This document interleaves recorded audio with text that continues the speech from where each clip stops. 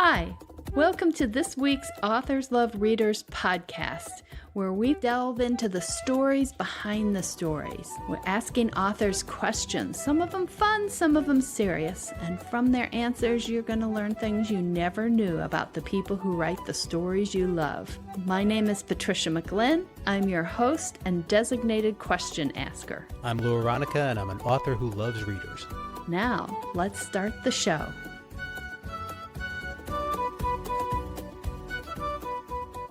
Hi, and welcome to this week's edition of Authors Love Readers podcast. This is going to be so much fun. I have Lou Aronica here this week, and Lou and I know each other. The listeners are going to be shocked by this. You could probably all repeat it with me. We know each other from Novellas Inc. One of the reasons I'm looking forward to this so much is because Lou and I know each other very much on a business standpoint. That tends to be what we talk about when we see each other, the industry broadly or specifically what's going on with us. So this is an opportunity to talk about your writing, and I'm really excited about this. So tell us, first of all, Lou, all your hats, and then tell us about what you write. Okay. Well, among the hats that I wear is publisher of The Story Plant, which is the independent publishing house that I started almost 10 years ago now. Wow. After a very long stint in mainstream corporate publishing.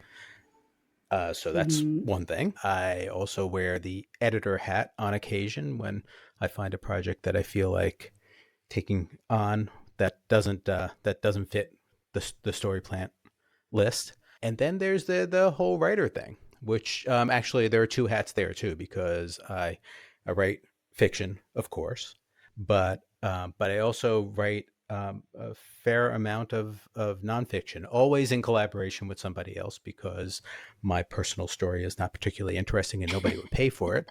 But I do love working with people whose stories fascinate me. I've collaborated on 2 books on education. I've just recently finished an amazing self-improvement book with a guy who just blows my mind. And actually, I'm veering for the first time in my career into something close to inspirational, which will be fascinating to see how that plays out. So the writing thing really sort of manifests in 2 ways. My first love is fiction, and I adore writing fiction. There's a decent amount of income to be made on the nonfiction side, and I happen to really like the partnership piece of it. So I do enjoy writing nonfiction as well. I have so many follow-up questions from that, and so I'm going to take them backwards. Do you find that it is less solitary writing the nonfiction? I do for a couple of reasons. Actually, that's an interesting question. Both because it keeps me in regular contact with at least one other person as that's going on, and that I do writing is such a solitary thing that it's nice to be able to just sort of reach out to somebody or text somebody and sort of collaborate right in the moment. And the other thing is that with nonfiction, I sort of have to reach out into the world a whole lot more. So I'm interviewing people or I'm doing a tremendous amount of research and that sort of thing. And so it does get me active in a way that fiction doesn't, because fiction is so much about tapping into oneself. Yes. And solitary might not have actually been the best word, because I think it's not just whether you're with people or you're not with people, but I find fiction, it's very much in my head. Absolutely. I'm living in my head. Yep. So and having the background in journalism, you don't do it that way. You are more out there in the world. And I was wondering if nonfiction was that way too. Yeah, no, it very much is. Especially, I have written memoir on occasion, and that is very much like writing fiction. It's like writing fiction, except it's true. But when you're writing just about any other kind of nonfiction book, it's important to have sources, and it's important to verify what you're saying and that sort of thing, or to find a point that underscores the thing that you're trying to say, or to find somebody out there who can speak with authority about the point that you're trying to make. And so, you are sort of always reaching out. I mean, I have 9 tabs open, when I'm writing a nonfiction book, because I'm constantly shuttling between one and the other to see how the points play off of each other. And another follow-up question is, how did this come about? Did the business side pull you into writing, or did the desire to write pull you to the business side? Here's the deal. I was supposed to be a teacher. That was the teaching idea. What? English. I was going to be an English teacher. I graduated college with a degree in English, and one does one of two things with an English degree. One becomes a teacher, and the plan was for me to be a teacher because I both loved it and because it meant that I could write during the summer, because I knew, from back then, my minor was in creative writing, that I wanted to write. But the other thing that you do with an English degree is go into book publishing. And so when I graduated, there were just no teaching jobs. There were just none available at all. Either that or they were just saying that to be nice to me when they were turning me down. But yeah, he's gone. Now we got a job. So I went into book publishing. And I thought, well, that's cool. I'll spend some time in book publishing, and I want to write books. So, I'll just learn more about the business, and then I'll be better equipped when I go out there and become a writer. And I just totally fell in love with the book business. So for 20 years, I completely set aside any writing at all. I mean, any writing at all, other than, like memos and things like that. White papers. My long form was white papers back then. But it really just, it got to the point where, I was feeling more and more that desire to do it again. And then, through tremendous good fortune, I was publisher of Avon Books, and that wasn't the good, although that was also good fortune, but the tremendous good fortune was that Avon was acquired by News Corp. And when News Corp bought Avon, they looked at my position and they looked at my salary and they said, yeah, we could probably do without this. It doesn't matter that the company has had more bestsellers than ever in its history, or that its profits are better than it's ever been before. We've got to synergize. We already have a publisher. So at that point, I certainly could have gone out and tried to find another gig in the business. But I thought, this is the message. The message is it's time for you to start dedicating yourself to writing. And that's really when I did it. It would be an interesting study how many people became more serious about their writing, became full-time writers, whatever measure you want to use, because they were booted out of one kind of nest or another. Yep. Well, it is very hard to, and I'm not the kind of person, I was already getting, up at, 5:45 to commute into the city. And, I was already coming home at, 7:30, 8 o'clock at night. So the idea that I was going to carve out more hours to write was just a non-starter. And, I had kids, and it just wasn't going to work that way. I wasn't going to do it on the weekend or any of that sort of thing. So, it was really easy for me to say, yeah, some other time, I'll do that some other time. And really that was the conversation that my wife and I had when the Avon thing happened was, if I don't do it now, if I just go and get another job, then it's just never going to happen. And so that's really why I just decided to do it then. Well, the other element, there are a couple of other elements, because as you know, I worked part-time at the Washington Post for a long time after I'd begun publishing. I'd worked there full-time initially.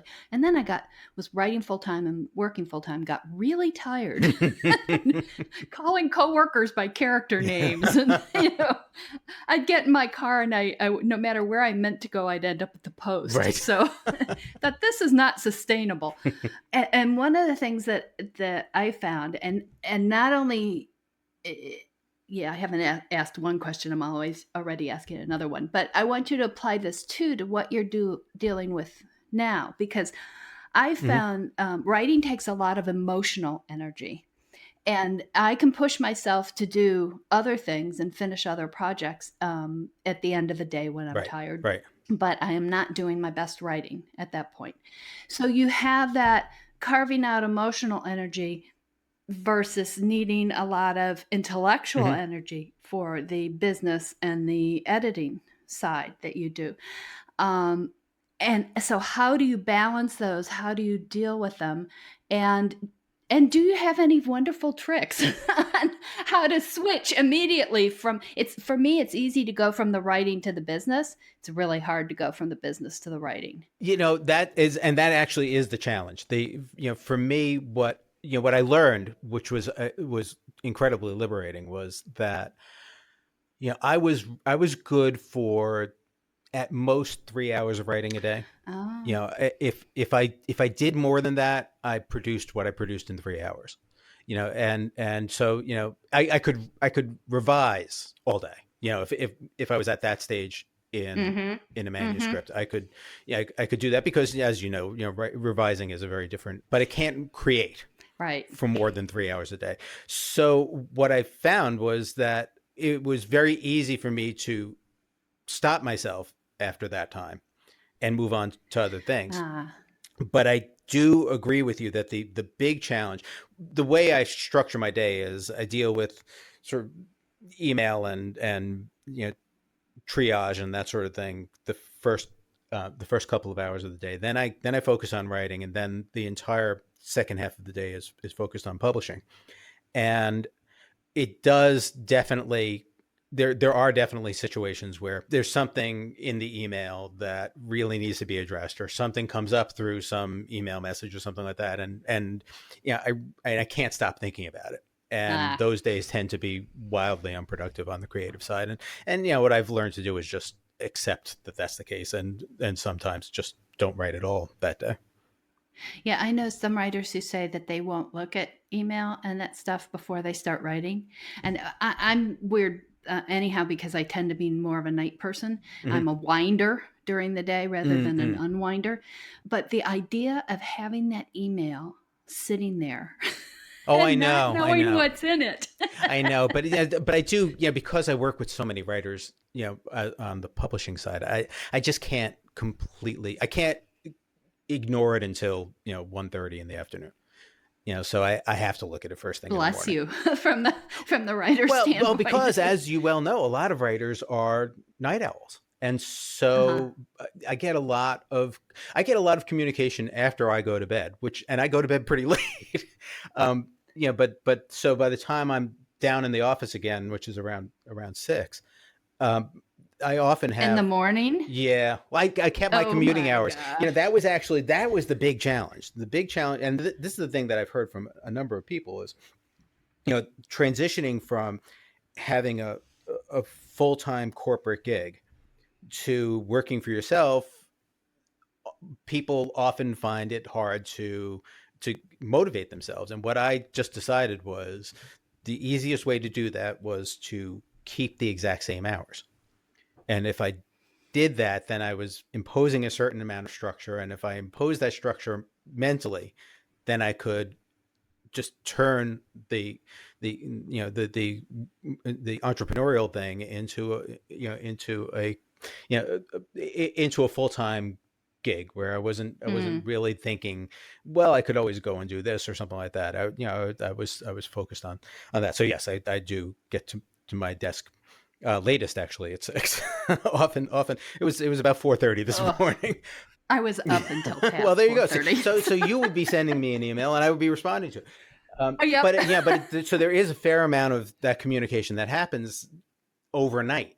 So I feel like if I don't respond to it until the afternoon, that I'm being irresponsible. So I really have no choice but to look at it.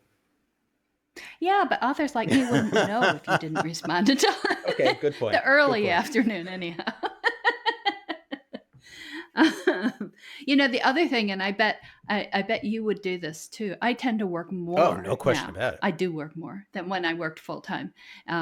So it's not so much being tempted to, oh, I'll go do this. It's I'll get one more thing And done. you know what I don't know, because I actually, amazingly, I've never discussed this with any of my friends who are still on the Big Five publishing side. But you know, I don't know how much of this is just the ubiquity of communication now, as opposed to when I was last in an office. But yeah, I find myself. I mean, just before putting Colbert on to end the to end the night, I'll check my email one more time. So so I am sort of in communication, for a good 18, 19 hours a day.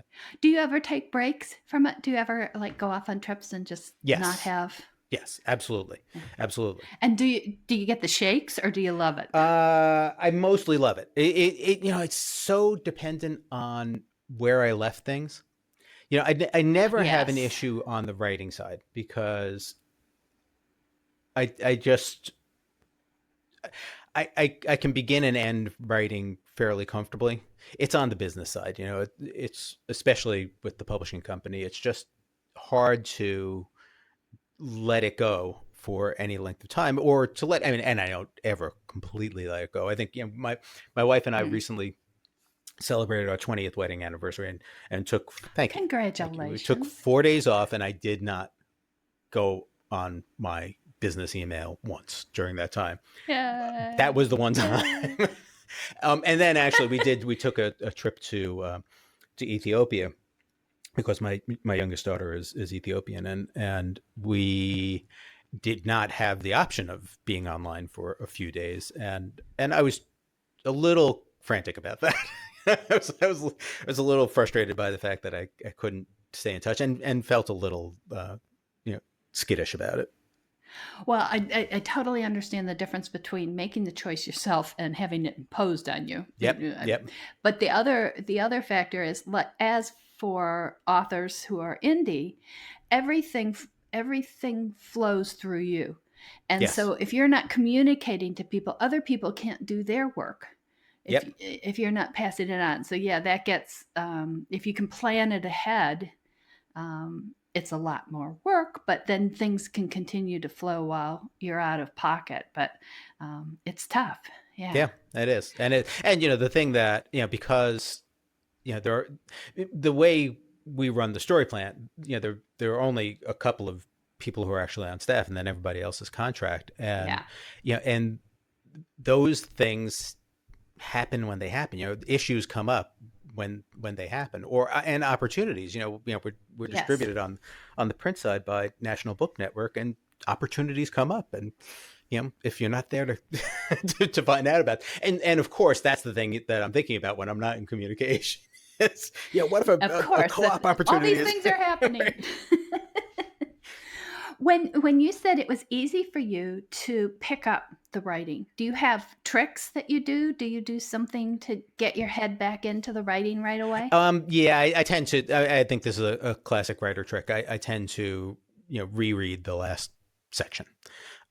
With fiction, and this is my I think there are two kinds of writers in the world. They're the pantsers and the planners, and I am a dedicated planner. I storyboard everything. I storyboard everything. And so the storyboarding actually does make writing relatively easy to transition back into, because when I'm writing a novel, I just go to the storyboard, and it's like, oh yeah, right now I'm writing this scene now. I'm maybe I do really short-term storyboarding. Because what I tend to do is, if I'm wrapping up a session, you'll have, at least I have a lot of things in my head about, oh yeah, I could do this and I could do that. And it's not what I'm immediately writing, but I have all these thoughts. And so I just type them with dots. That makes total sense. And that's usually what I do at the end. And then when I pick up the next time, I'm filling those in. I'm moving them around to where they belong. I'm kind of sorting them and dealing with them and filling them out, and that gets my head back to where it was when I left off the previous session. That totally works. That totally works. And it's interesting you said that, because I'll actually find on the nonfiction side, what I will often do, I'll often get to the point where I'm sort of, I can't go any further that day, but I'm in the middle of something. And so I'll do a version of what you're talking about. I'll just leave myself, a handful of statements, and that will walk me right back into it when I get going the next day. Tell the listeners about what kind of fiction you write. It's all character-driven, relationship-driven fiction. The thing that fascinates me about writing is the ability to sort of put one's soul on the page. And the thing that I'm most interested, maybe even the requirement. Well, indeed, I think that is true, and I think that's not always the case, but I think it is true that it's required. But what I'm most interested about in the world is the way people connect with each other. And so it really is the only kind of fiction I'm interested in writing, and it manifests in a couple of ways. I mean, I've written a couple of fantasy novels, but they're relationship-driven fantasy novels, and they're not, and they're no dragons or mages or anything like that. And I've written some love stories, and then I've written some, straight up friendship, parenting, father son, father daughter fiction. It for me, how people are connecting and how they're changing is the thing that that gets me going. It's what I love to read, and it's what I love to write. So all of my novels, and I have a thing about this. I believe that every writer writes about one thing, even if they write many different kinds of books. And my one thing is relationships. When I have a question that a reader asks that I would like to apply now. Well, eventually we're going to get back to what was supposed to come at the beginning. That's what editing is for. That's the way I write too. And the reader asks that when we finish a book, do we miss the characters and do we think about them? And I love what's implicit in this question, that this reader does think about and miss the characters. And I'm particularly interested in your answer because you're dealing with different manifestations of relationships. So do you find some characters stick with you more? Do all of them? Yes. And, interestingly, it's almost never the viewpoint character. I almost always write in third person, so there are often multiple viewpoint characters, but there's often a main protagonist. There should be. And that's not usually the one, but often the object of the relationship becomes an obsession for me. I think the biggest iteration of that for me was in my novel Blue, which is also my favorite of my novels. It's a fantasy novel about a father and his estranged daughter, and what happens when the bedtime story world that they created when she was younger comes to life. And it's all part of very dramatic happenings for her. And I found myself, dragging my heels at the end of that book because I didn't want her to go away. I didn't want her to not be there anymore. Not be there as in I couldn't, write more of her. And yeah, I do think some of that I don't, most of my fiction is not autobiographical. Although what I often say about that is that, it's emotionally autobiographical. I've felt all these feelings, but not, the story itself is not autobiographical. But the way Blue started is not anything that actually wound up on the page. But Blue started because my first child was going away to college, and I was totally freaked out about that. And I knew that, writing a novel about a father freaked out about his daughter going to college was not going to appeal to very many people. So everything about that story changed. I don't know. I think they have a built-in audience there. But I think that was part of it, was that, I was, by saying goodbye to Blue, I was fully acknowledging that my daughter was going away. So are you ever tempted, or have you ever then written a second story about one of the characters in that original? The only time I've ever done it, I've done it in 2 novellas. I did write a novella prequel to Blue called Until Again, which told I love that title. Thank you. Told a key story that didn't fit the narrative of the novel. So it was an important component of the story, but it was not central. It would have stopped the narrative if I had written it in Blue. So I did that, and then the only other time I've ever done it, for my novel When You Went Away, I wrote a Christmas novella a couple of years later, going back to the same characters, called A Winter Discovery. But that's the only time I've ever done it. I've always been sort of reluctant to write, ongoing series or anything like that, because I sort of feel like novels are supposed to say what they have to say. At the same time, it's interesting you asked the question, because I've been dying to get back to Blue, to write another story in that world. But to me, and I think because I'm so emotionally attached to that novel, it's got to be as important to me as Blue was, and I just haven't found a story that is. So I won't do it just because I want to use the characters again.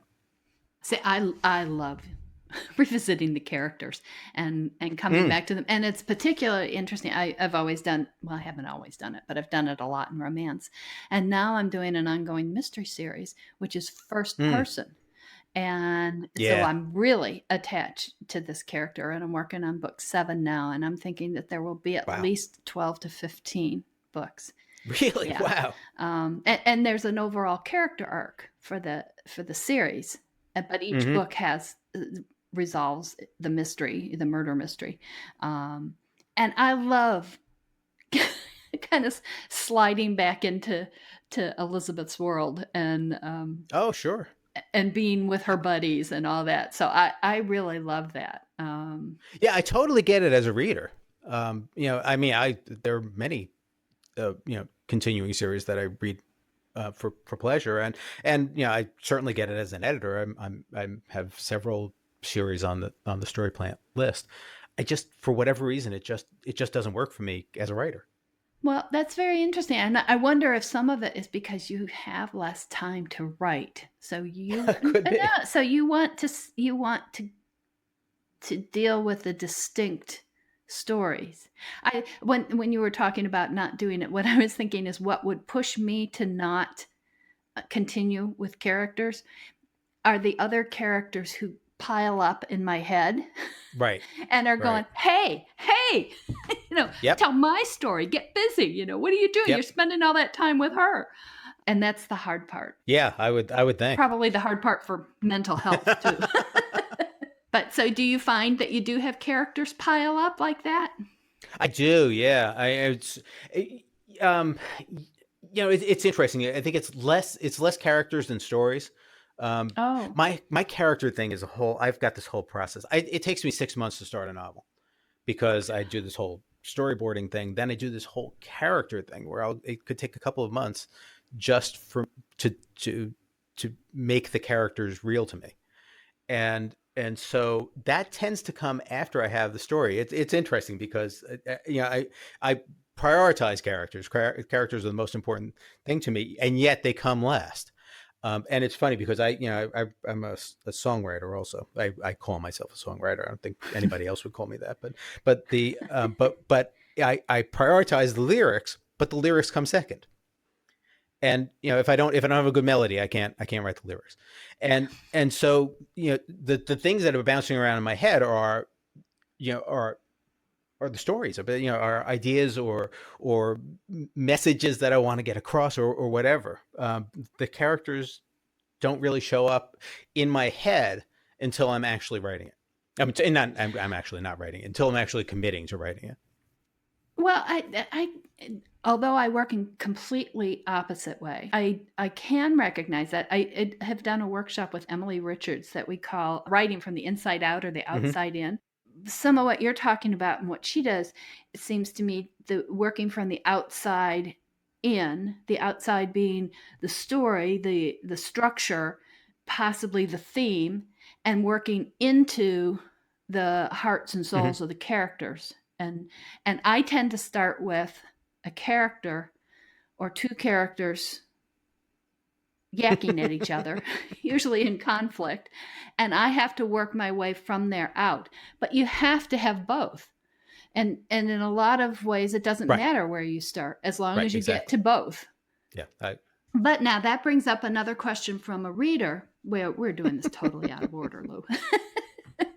And who wants to know where our story ideas come from. And what I particularly like is this reader says, our beautiful story ideas. And she says that she knows of an author who dreams her stories, or another one where, like me, where the characters start yakking at me or yakking at each other, and I'm just eavesdropping. But so how does your whole process start? Where did that first inkling that this might be a story come from? It usually comes from something I want to say. I think that's, for me, fiction is a way for me to expound, and God, please don't anybody think that that these are preachy books, but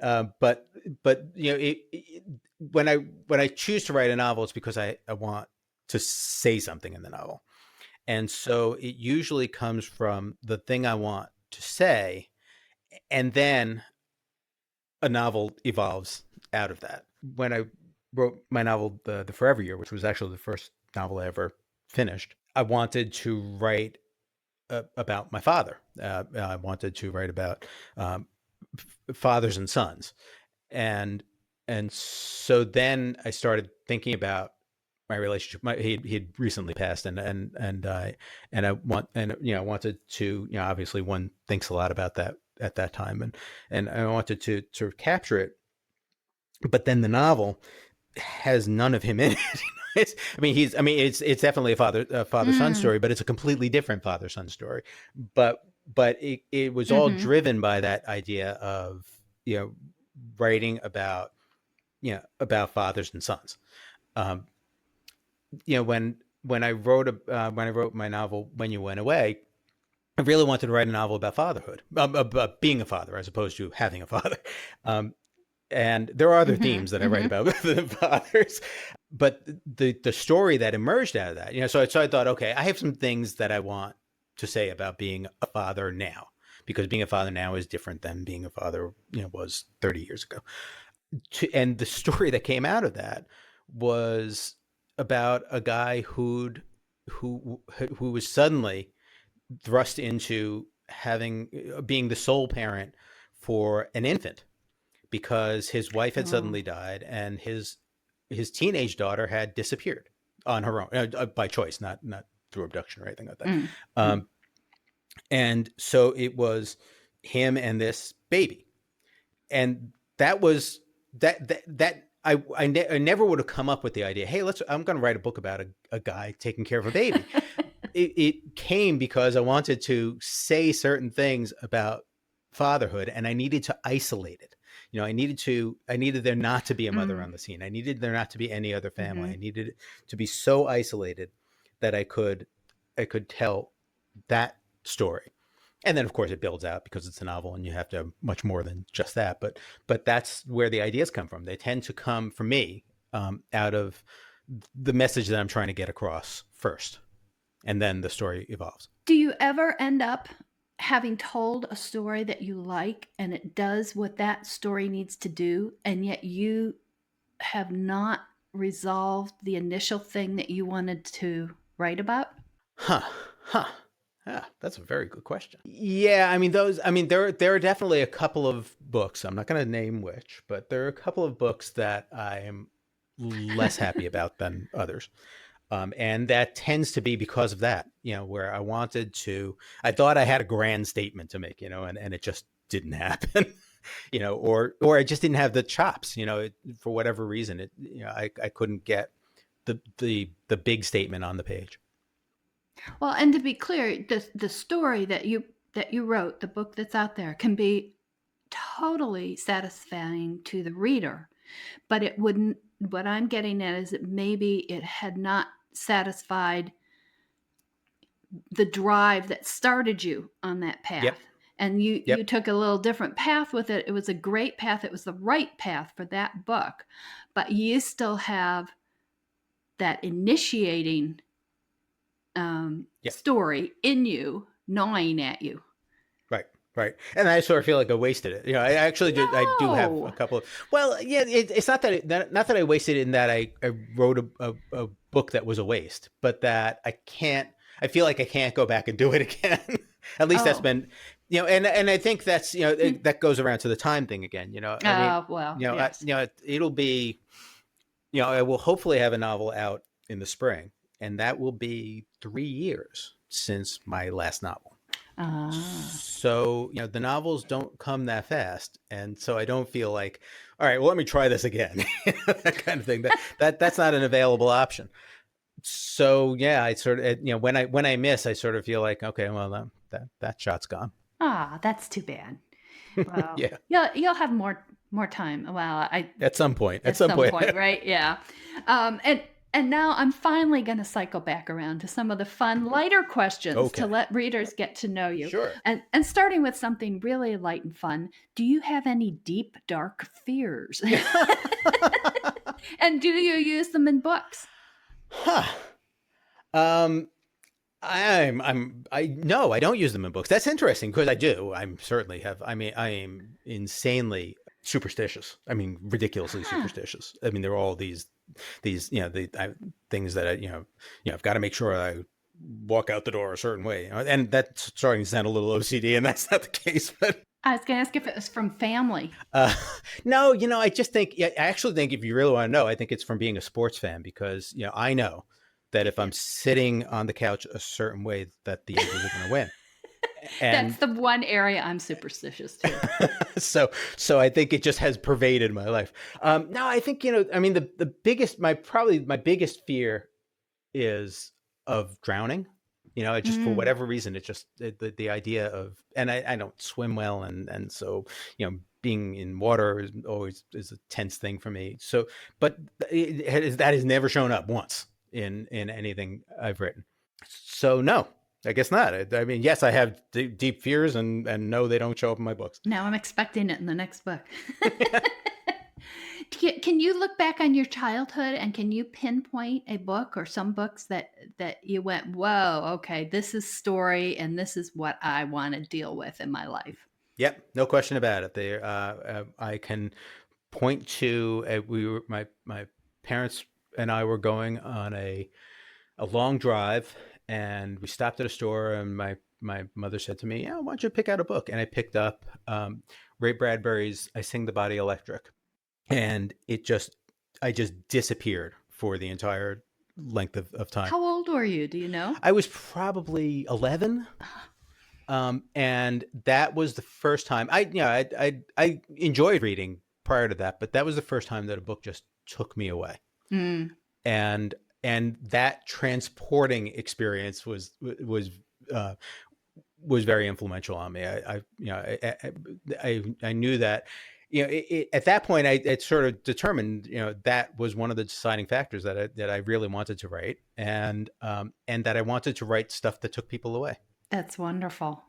That's terrific, and that you had that. But yeah, Ray, and it was, and just as a coda to that, one of the great moments in my professional life was when I got to work with Ray, because he was an amazing man. As wonderful as he seems on the page, he's more wonderful. He was more wonderful in person. That's so wonderful to hear, because you often. I know. Not I know. often. So often not the case. Yeah. Yeah, but no, we worked together for 15 years, and it was amazing. Oh wow, 15 years. Yeah. To have a true hero, to be able to work with a true hero is a real privilege. Now, on another one of these podcasts, I was telling somebody about as a brand new sports writer right out of college, and he had already retired, so I'm not quite that old, but I met Ernie Banks. And I can remember calling my mother, like, in the hotel lobby saying, I met Ernie Banks and he said I'm a lovely young woman. That's great. That's one great. Of the highlights, I think, absolutely. of my life. But I didn't get to work with him for 15 years. Yeah, it was. I mean, I still. I mean, whenever anybody asks me about what it's like to work with writers, the first thing that comes to my mind is working with Ray. Well, that's tough on the follow-up writers. You bet. You bet. And I let them know it, by the way. Ray Bradbury. So, but when you were, well, this is particularly interesting since you were also an editor. As you're coming up, before you're maybe actually writing fiction, did you used to mentally, or as an editor, did you actually rewrite endings to stories? Oh yeah, all the time.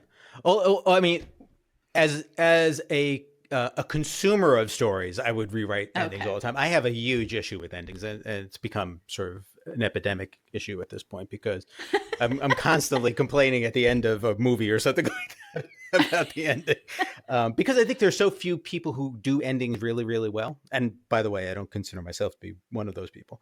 But yeah, I was constantly rewriting stuff. Interestingly, that did not apply, and it still to this day doesn't apply to my editorial experience. I learned, I was taught the business by Ian and Betty Ballentine, who Ian founded Avon Books, and then Ballentine Books. Yeah. Ian actually brought the paperback book to the United States, but Betty just taught me that it's the author's book, and you never get to say I would do it this way, and so it has never really been my thing. Now obviously if an author says to me I'm really having trouble with the ending, I'll try to make some suggestions, but on the editorial side, I've always felt very strongly that my job is to be first reader. It's not to be second writer. Oh, that's a good way to say it. Yep. And there's something magical in that first read, because I've been an editor more on the journalism side, but as a writer, you can never, ever read it the way a reader will. Right. Because you know what you were trying to get across, so you can't really tell whether you did or not. You can tell when you didn't a lot of times, but you can't necessarily tell when you did. So that editor read is really vital. Yeah. Now, beyond the book business, have you held any odd or interesting jobs? Well, the most ridiculous job I ever held, and I held it for 2 weeks, was it's going to date me, but I had a job in high school counting linotype. Oh my gosh! There were for all of you out there who are younger than I am. Before computers, newspapers and magazines were actually printed by little slugs of type that were set into a board and then run to the printer. And there was this. It was horrible. There was this linotype company that in Suffolk County on Long Island, where I grew up, that they would hire kids to take inventory, and I stood there you would just stand there for 8 hours a day, counting these little pieces of metal. Oh my gosh! It's mind-numbing. And so these were the pieces of metal before they were imprinted with letters. Yes, this was the stock, the stock of letters that they would then use to compose the pages. But boy, was that a staggeringly dull job, which was great, because then every other job is better than that. It looks good. I will tell you, my first newspaper job right out of school, it was still hot type. And that was when they'd write the stories. Then there were people down in the composing room who typed it into these big, huge linotype machines. And then they would take those slugs and arrange them into the page on something they called a turtle, which was it had wheels and it had a form around to shape the page. And then that would go in and be printed. Well, it was maybe the first month I was there, and they were getting ready in the process to go to computers and start doing that. But this was still hot type. And page 1 was the last one to go out always. And it was what released the edition. And one of the printers started to push the turtle. And instead of getting the part underneath it that supported it, he just got the frame of the page. And you could hear the metal falling out on the cement floor. And it went dead silent. I mean, everybody knew what that meant. And it was like half of the front page. And one of the old grizzled composing room guys turned to me and said, remember that, because you're going to be one of the last people to have seen it, because it was such a change. But it was so clear. Everybody else knew exactly what it meant. It was changing of an era. So yeah, indeed. An era that desperately needed to change. Yes. Oh, yeah. We shouldn't get into that. I can tell newspaper stories. So, okay. What's your favorite taste? Favorite taste? Salty. Okay. Yeah, I'm a total salty guy. And how about your favorite color? Blue. No question about it. With an association, a reason? What?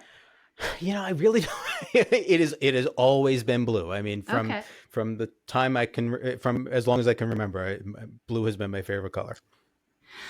Okay. As a writer, do you have a bad habit word or words or phrases? You know what I have, and it's not specifically a word. I have dialogue tics, where I will have somebody nodding or chuckling or something like that in every freaking conversation. And I know it. And I know as I'm doing it, I'm telling myself not to do it, and I still do it. And then, sometimes I take it out and sometimes I don't, but that's my biggest, my biggest writing foible, I think, is when I'm writing dialogue, at some point in every conversation, somebody nods or somebody, or somebody tilts their head to the side. I mean, there are 5 things that I use, and I use no other things. Well, it's hard to use other things, and those convey so much. Right. Says she who never uses them. Okay, let's talk about, because you've talked about being a songwriter and enjoying that aspect of it. When you were younger, say in your teenage days, was there or earlier, was there a particular song or music that really turned you on to that? Was there a song that you thought was sort of your anthem? A song, probably not. I'm trying to think. There were certainly a few. I could think of Whiter Shade of Pale, for instance. But I would say that I was enormously influenced by the Beatles. The Beatles. I mean, there's the certain, the way people talk about, where they were when Kennedy was shot or something like when the Twin Towers came down or something like that. I know exactly where I was when I saw the Beatles on Ed Sullivan, because my life changed at that moment. Things were not the same after that, because I resonated with it in a way that just. I'm still more moved by music than anything else. And when I heard the Beatles for the first time, it was a life-changing event. And what about it? Because so many people, like when you talk about that the Beatles were on the Ed Sullivan Show or the Beatles, people talk about it as a sort of cultural event, but you're talking about the music. Yes. So what specifically about the music? The combination of propulsion and melody, which just wasn't, I was destined to be to have music be a central part of my life, because my sister is 13 years older than I am. And so when I was born, rock and roll was just sort of becoming a thing. And there was music in the house all the time, because teenagers play music in the house all the time. And so I literally imprinted on music right out of the womb. But all that music up till the Beatles was largely rhythm. It was largely, the rock music that was separating people from the popular music before that was largely about the sound of the guitar, the sound of the drums, that sort of thing. And what the Beatles did that was so mind-boggling was they had that, but the melodies were gorgeous. Even in the pure pop songs, the stuff that, we don't consider the great Beatles songs now, I Want to Hold Your Hand or something like that. Those melodies are beautiful. And I think that's what just took me over. Even at, I was 5 when when the Beatles played Ed Sullivan, but even at that age, I could just feel that this was not like anything I'd heard before, and that it was something that I really, really wanted to keep hearing.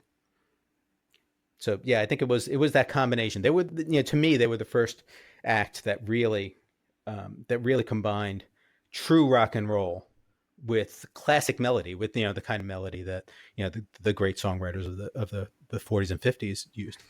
Well, and I'm also I'm thinking I'm significantly older siblings too, and it was more my brother who played the music. But as you were talking, I was thinking he tended to play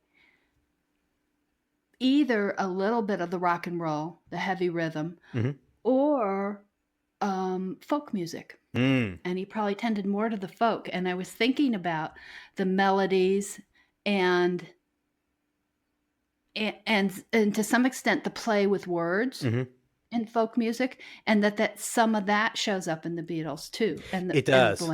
And I didn't know anything about that at the time because because my parents listened to Perry Como and Dean Martin and people like that, and my sister was Elvis Presley and that sort of thing, and I didn't know anything about Woody Guthrie or any of the great folk singers of the time, or even Peter, Paul and Mary or somebody like that. That all came later. So for me, this was really the first time that I'd ever heard that kind of melody. So how about now? Do you have a song that means a lot to you now? Something you gravitate? Wow. A song. Yep. You know what? Actually, I do.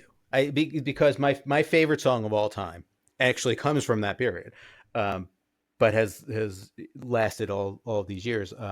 Is God Only Knows by the Beach Boys. Oh. Brian Wilson is a real hero of mine. One I never got to work with, unfortunately. But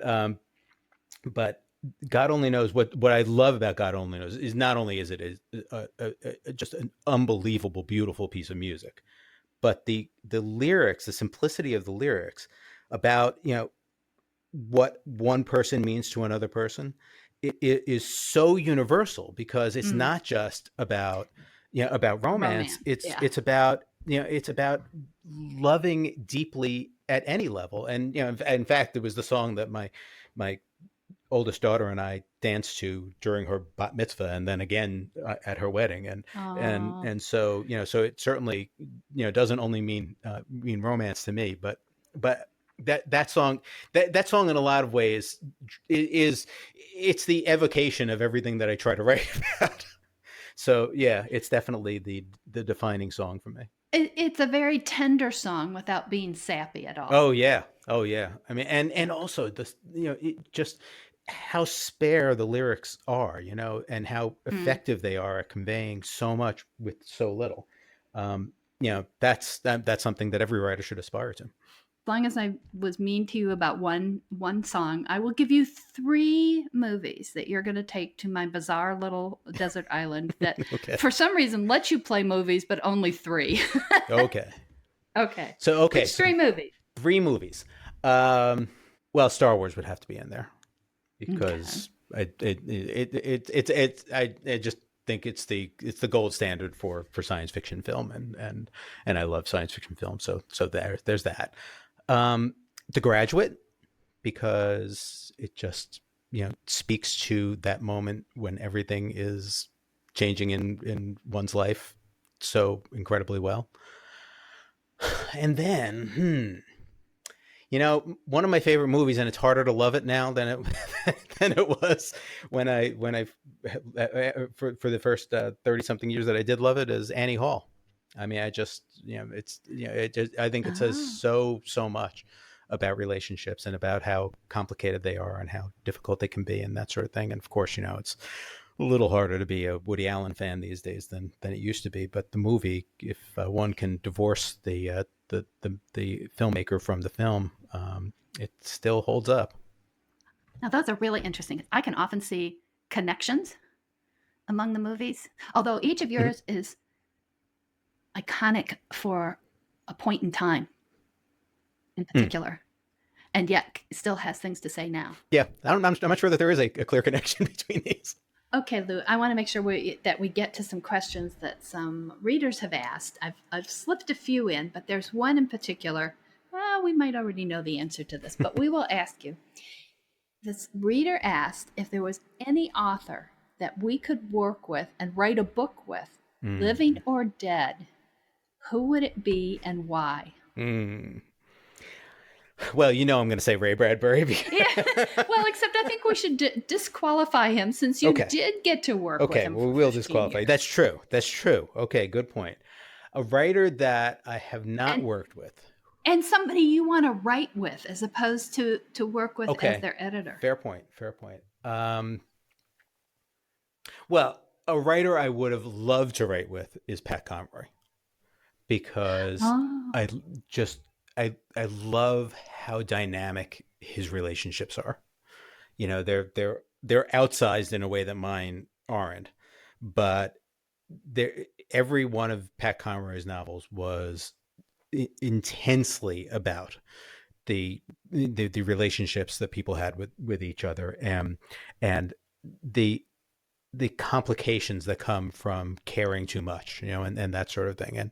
And I would have loved the opportunity to work with somebody who had that skill and also, who wrote sentences like Pat Conroy's sentences. That's wonderful. And you're not the first one to mention him. What surprises me is only one person so far has said Shakespeare. Yeah, that's interesting. I think, I think because we really have no vision of Shakespeare. We don't even know if Shakespeare was Shakespeare. That's one of the reasons I would pick him. I would know the answer. Good point. Okay, another reader asks, what is your favorite place to write and why? And then asks, does it have an inspirational view? And I'm really touched by this because I think the reader wants us to have an inspirational view. The reader is going to be disappointed because my favorite place to write is in my office. I actually find, when I first started writing, I would do things like go to the park or sit outside or, go to the beach or that kind of thing. And I found everything else so distracting that I just couldn't write. I wanted to be in that. I didn't want to be writing. So really my favorite place to write is in my comfy chair at my desk, just typing away. I think there's two schools of thought about that, about whether you want to, I never understood people who can write in like coffee shops because I'm too busy eavesdropping. What are Absolutely. you doing? Absolutely. Although I will tell you that the most productive writing experience I ever had was when I was writing my first novel, when I was writing The Forever Year, because my middle daughter was a toddler at that point, and I just started working out of the house, and she totally didn't get the idea of somebody who was in the house working. That if you were in the house, then you were there to play. Yes. And it wasn't working out. So I went to the local library and I wrote that novel there. And what was fascinating about that was that I was so productive because the way I usually write is I write a sentence, stand up, walk around, come sit down, write another sentence, stand up, walk around, make some coffee, whatever. I'm constantly, I'm constantly moving while I'm writing, and you can't do that when you're in a public space, especially at a library. Other people get annoyed. Well, you could do it for a short time. You might. Right, and then they ask you to leave. Yeah. But so I found I had to sit there and write. And so I did. But it didn't stick. I mean, as soon as I was able to close the door, I didn't have a door at that point for my where I was writing, and as soon as I could close the door, then it became my office. Well, and the other question is, the things that you wrote at the library when you had to sit there and write, did they remain in the final book? They did. They did. I was actually really, really focused. And actually, the only other time it ever happened was when I was writing A Winter Discovery, which was the novella related to When You Went Away. We had no power for several days. And so I had no choice but to go to the library. And I wrote the entire novella in 3 days because I was just there, doing that. And that is the novella. That's the published book. I'm supposed to have a writing date with Anne Christopher coming up in a bit, and we're going to do it at the library, which is a really nice place. My concern is books. Yeah. Those books sitting there waiting for me to take them off the shelf. Uh-oh. Yeah, very good point. Very good point. So I'll have to report how that works. Let me know. Did your writing change a lot from when you first got published? Did that experience change how you write? Yeah, actually quite significantly, because in a couple of ways. One was technically, because there were things, it was such a funny experience for me because I had spent 20 plus years editing other people's writing before I wrote a novel. And so, I thought I was pretty good at that, and certainly thought I could apply it to my own work, and learned that was seriously not the case. But I also learned that I was making some stupid writer mistakes, that, writing in passive voice and that sort of thing, that I shouldn't. I would easily have caught if somebody else was doing it, but I didn't catch in my own work. So certainly there was the technical side, but the piece that was actually the most significant, this was when I got my editorial letter for the Forever Year. There's a sibling relationship in there, and the editor said to me, "I'm having a hard time understanding why he hates him so much." And I thought, wow, that wasn't what I was planning at all. I thought I was fairly accurately reflecting the relationship here. And it made me realize that there were some issues I had to work out. But it made me super conscious from there on of the psychology of the experience of writing, and the stuff that you're working out on the page. That all of us as writers tend to work stuff out on the page. And after that, I became especially conscious of the psychology behind the relationships, and how I was reflecting them, and if I was if I needed to do some work outside of the page before I could get the thing right on the page. Well, I will say that sometimes, at least I'm conscious of what I'm doing. I had a mystery book not too long ago in which I killed off a number of employees of an enterprise called Visage Tome. And I knew exactly what I was doing. It was great therapy. Yeah, I'm sure.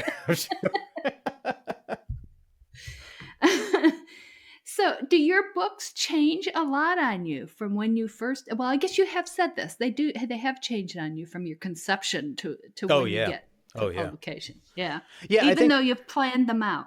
Yes, because what happens is, and I think this is the thing that people who don't storyboard don't understand about people who do storyboard, which is that a storyboard isn't a straitjacket.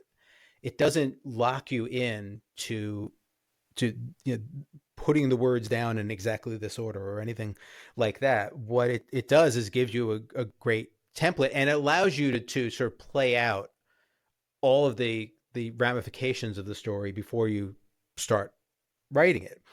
But what I've found in every one is that as the characters come alive, as the story begins to evolve, that the tone of the story changes, the spirit of the story changes. Sometimes the story changes. I mean, there have been times where something looked great in a storyboard, and when I got there, it was like, that's not going to work at all anymore. It's just not the way the story is supposed to go. And then I'll re-storyboard. I don't actually just keep writing. I don't know that I've ever written a novel straight through and it came out exactly the way I thought it was going to come out.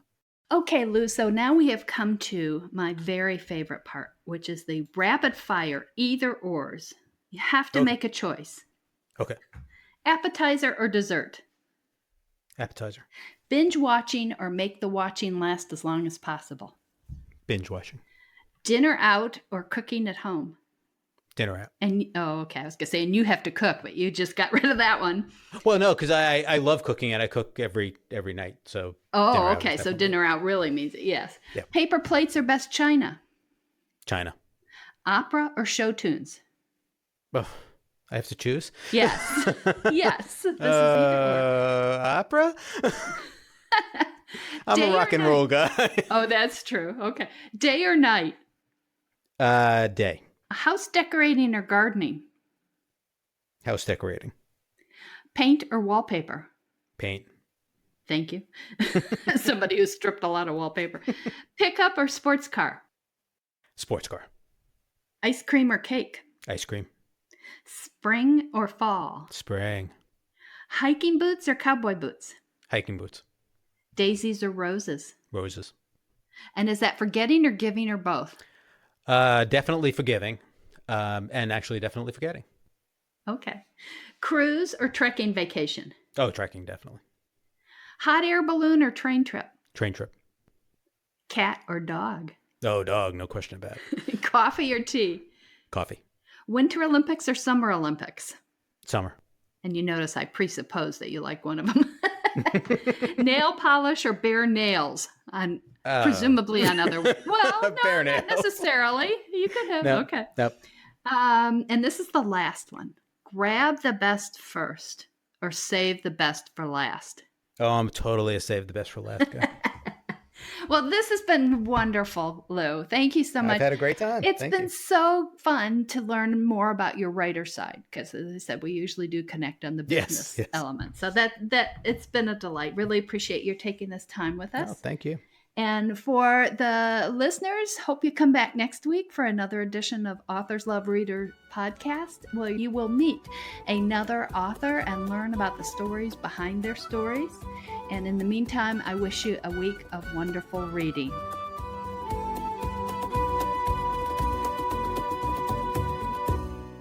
That's the show for this week. Hope you enjoyed it, and thank you for joining Authors Love Readers podcast.